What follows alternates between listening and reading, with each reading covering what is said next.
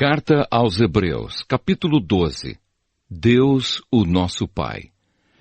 Assim nós temos essa grande multidão de testemunhas ao nosso redor. Portanto, deixemos de lado tudo o que nos atrapalha e o pecado que se agarra firmemente em nós e continuemos a correr, sem desanimar, a corrida marcada para nós.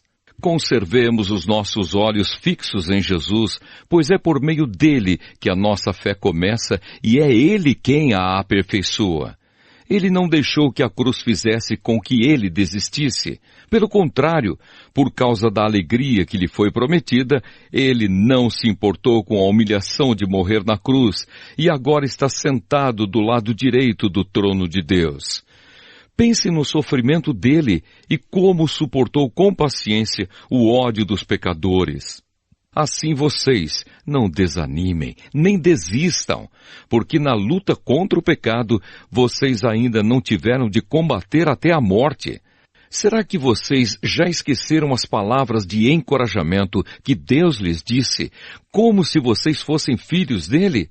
Pois ele disse: preste atenção, meu filho, quando o Senhor o castiga, e não se desanime quando ele o repreende, pois o Senhor corrige quem ele ama e castiga quem ele aceita como filho. Suportem o sofrimento com paciência, como se fosse um castigo dado por um pai, pois o sofrimento de vocês mostra que Deus os está tratando como seus filhos.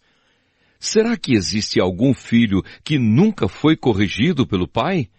Se vocês não são corrigidos como acontece com todos os filhos de Deus, então não são filhos de verdade, mas filhos ilegítimos.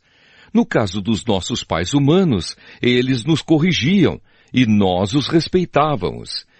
Então devemos obedecer muito mais ainda ao nosso Pai Celestial e assim viveremos. Os nossos pais humanos nos corrigiam durante pouco tempo, pois achavam que isso era certo. Mas Deus nos corrige para o nosso próprio bem, para que participemos da sua santidade. Quando somos corrigidos, isso no momento nos parece motivo de tristeza e não de alegria. Porém, mais tarde, os que foram corrigidos recebem como recompensa uma vida correta e de paz. Conselhos e avisos. Portanto, levantem as suas mãos cansadas e fortaleçam os seus joelhos enfraquecidos. Andem por caminhos aplanados para que o pé aleijado não manque, mas seja curado. Procurem ter paz com todos e se esforcem para viver uma vida completamente dedicada ao Senhor, pois sem isso ninguém o verá. Tomem cuidado para que ninguém abandone a graça de Deus. Cuidado para que ninguém se torne como uma planta amarga que cresce e prejudica muita gente com o seu veneno.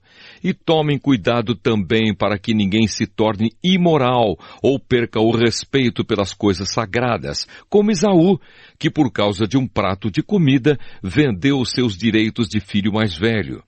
Como vocês sabem, depois ele quis receber a bênção do seu pai, mas foi rejeitado porque não encontrou modo de mudar o que havia feito, embora procurasse fazer isso até mesmo com lágrimas.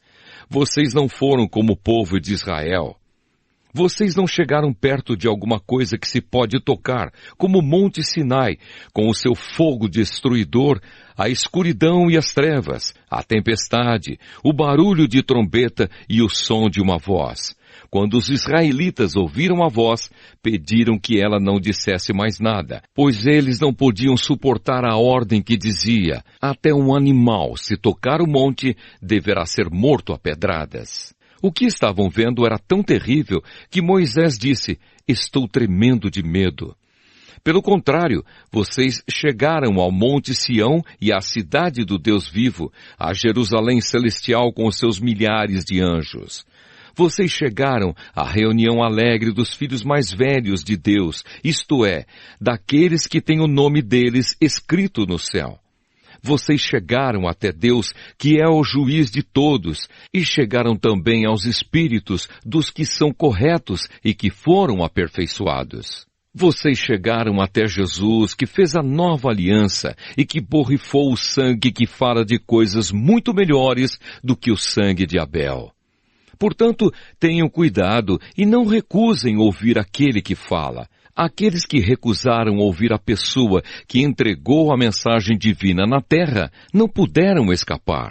Por isso, muito menos escaparemos nós, se rejeitarmos aquele que lá do céu nos fala.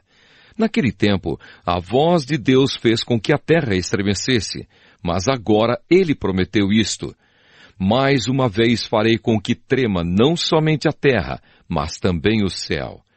As palavras mais uma vez mostram bem que as coisas criadas serão abaladas e mudadas, para que as que não podem ser abaladas continuem como estão. Por isso sejamos agradecidos, pois já recebemos um reino que não pode ser abalado. Sejamos agradecidos e adoremos a Deus de um modo que o agrade, com respeito e temor, porque na verdade o nosso Deus é um fogo destruidor.